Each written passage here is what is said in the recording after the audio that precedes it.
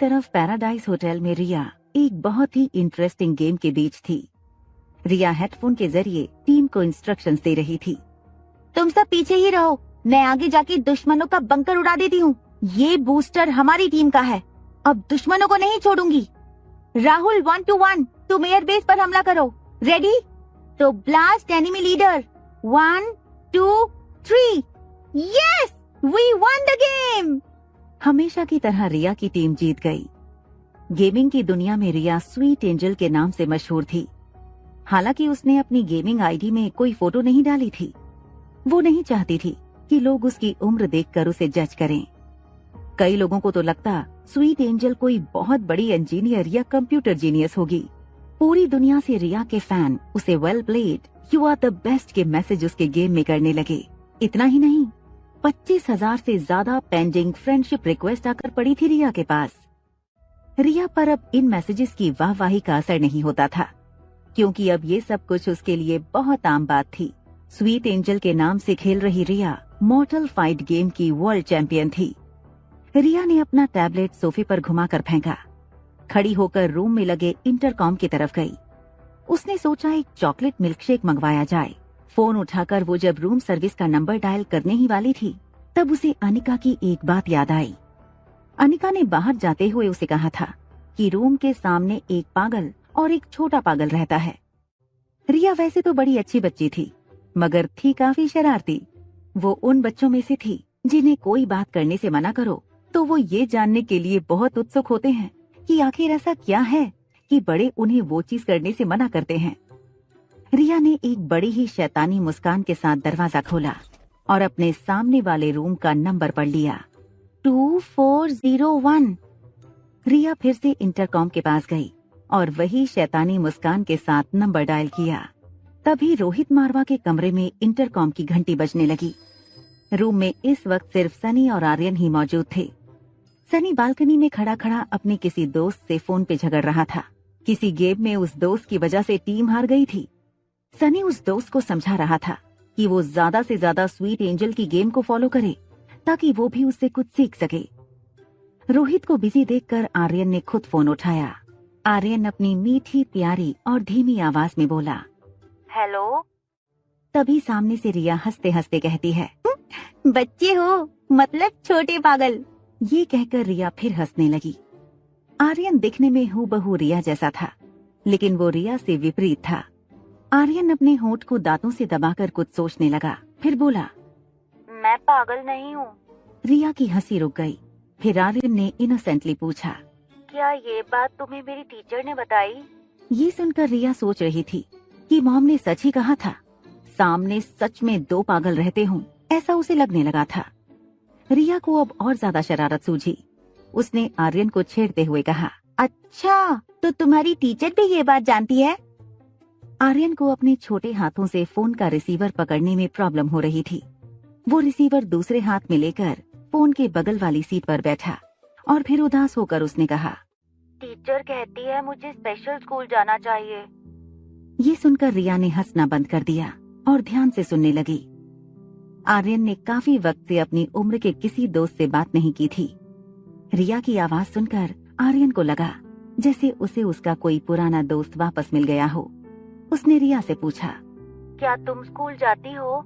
रिया को ये सवाल बहुत अजीब लगा, लेकिन फिर स्कूल के नाम पर वो थोड़ा चिढ़कर बोली, ऑफ कोर्स मैं स्कूल जाती हूँ, हर बच्चा स्कूल जाता है, तुम नहीं जाते क्या? आर्यन मायूस होकर बोला, मैं स्कूल जाता था जब हम पूरी फैमिली के साथ रहते थे। फिर पापा मुझे यहाँ ले आए।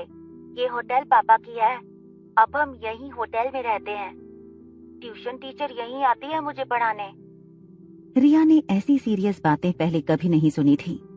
उसने थोड़ा शॉक होते हुए आर्यन से पूछा, स्कूल नहीं जाते, होटल को घर बनाकर रहते हो?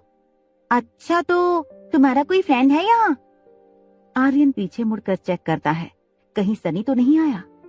सनी को बिजी देखकर आर्यन फिर धीमी आवाज में बोलने लगा, नहीं, यहाँ मेरे साथ पापा और चाचू रहते हैं। रिया को आर्यन की बातें अजीब लग रही थीं, पर अब उसे आर्यन पर दया आ रही थी। रिया ने किसी मैच्योर एडल्ट की तरह गंभीर विचार किया और आर्यन के सामने एक ऑफर रखी। अच्छा एक बात बताओ, मेरे दोस्त बनना चाहोगे? आर्यन, जिसकी लाइफ में सिर्फ 2 चीजों की कमी थी, माँ और दोस्त की, और इसीलिए आर्यन ने तुरंत हाँ कर दी। उसकी आवाज में जैसे अचानक जोश आ गया हो। रिया ने भी खुश होकर अपने आप को इंट्रोड्यूस किया। आई एम रिया, तुम्हारा नाम क्या है? आर्यन बढ़ते कॉन्फिडेंस के साथ बोला। आई एम आर्यन, तुम कहाँ से बोल रही हो? रिया ने जवाब दिया। मैं तो सामने ही रहती हूँ। मैं और मेरी मॉम तुम्हारी होटल में गेस्ट हैं। तुम मुझसे मिलना चाहोगे?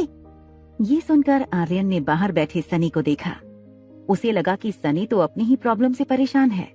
तब उसने कुछ सोचकर एक हाथ फोन के माइक पर रखकर धीरे से पूछा, मगर कैसे? पापा मुझे रूम से अकेले निकलने नहीं देंगे। रिया ने एक हाथ कमर पर रखकर फोन का रिसीवर सिर पर पटका। अरे तुम बच्ची हो क्या? देखो, तुम ठीक 15 मिनट में मुझे नीचे होटल की लॉबी में मिलो। मैं मम्मी को फोन करके बोल दूंगी कि मुझे पिज्जा खाना है, इसलिए हम नीचे जा रहे हैं। वो जब आए तब तुम उनसे भी मिल लेना और हमारे साथ पिज्जा खाने भी चलना। अच्छा बाय, अब मैं फोन रखती हूँ। तुम 15 मिनट के बाद नीचे मिलना। तभी आर्यन थोड़ा कंफ्यूजन में अपना सिर खुजाते हुए कहता है, मगर मैं तुम्हें पहचानूंगा कैसे? रिया इम्प्रेस होकर कहती है, वेरी गुड क्वेश्चन। एक काम करो, ब्लैक पैंट और ब्लैक टी शर्ट पहन कर आना। मैंने भी वही पहना होगा। हमारी ड्रेस से हम एक दूसरे को पहचान लेंगे। आर्यन को आइडिया पसंद आया। उसने फोन रखा और सनी की तरफ देखते हुए और उससे बचते हुए दबे पांव अंदर बने दूसरे कमरे में चला गया, जो आर्यन का ही कमरा था। दूसरी तरफ रिया ये सोचकर खुश थी कि इस नई जगह पर उसने नया दोस्त बनाया था। कुछ सोचकर रिया ने अपने मोबाइल से एक मैसेज टाइप किया, I want to go out for pizza, come fast. और वो मैसेज उसने अनिका को भेज दिया। कुछ ही पल में आर्यन अपने कमरे से ब्लैक जीन्स और ब्लैक टी शर्ट पहनकर बाहर निकलता है। उसने देखा सनी अब भी कान में हेडफोन डाले फोन पर बिजी था। आर्यन में इतनी हिम्मत पहले कभी नहीं आई थी। उसे पता था रोहित को पता चला तो बहुत स्ट्रिक्ट पनिशमेंट मिल सकती है, मगर नए दोस्त और बाहर पिज्जा की लालच से उसे रिस्क उठाने की हिम्मत मिली। आर्यन दबे पांव मेन डोर तक गया। सनी को पता न चले, इस तरह दरवाजा धीरे से अनलॉक किया और सनी की ओर देखते हुए आर्यन रूम से बाहर निकल गया। अपने रूम के बाहर अकेले कदम रखने पर आर्यन का कॉन्फिडेंस और बढ़ गया। उसे अपने आप पर इतना विश्वास पहले कभी नहीं आया था। आर्यन की नजर सामने वाले स्वीट 2402 पर पड़ी। उसे लगा प्लान में थोड़ा चेंज होना चाहिए। क्यों ना वो और उसकी नई दोस्त यहीं से साथ चलें? आर्यन कॉरिडोर में आगे बढ़ा। वो रिया के रूम के दरवाजे तक पहुंचा। उसने हाथ ऊपर करके डोरबेल बजानी चाहिए, लेकिन वहां तक उसका हाथ नहीं पहुंचता था। इसलिए उसने दरवाजा नॉक करने का सोचा। वो नॉक करने ही वाला था कि तभी लिफ्ट खुलने की आवाज आई। आर्यन का दिल डर के मारे जोर जोर से धड़कने लगा। उसने सोचा कि अगर रोहित ने उसे इस तरह रूम के बाहर देख लिया तो पता नहीं क्या होगा। आर्यन डरता हुआ मुड़ा और लिफ्ट की ओर देखने ही लगा था कि तभी उसने देखा कि लिफ्ट से अनिका बाहर आ रही थी। उसके पापा को वहां न देखकर आर्यन की जान में जान आई।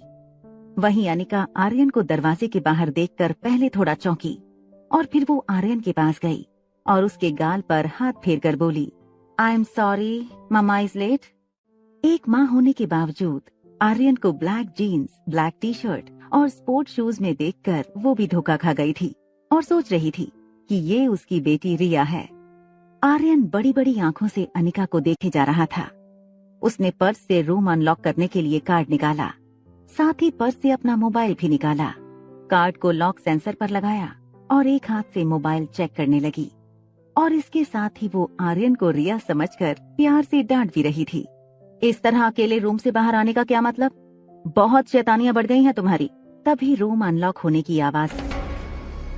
आगे की कहानी जानने के लिए देखें अगला एपिसोड।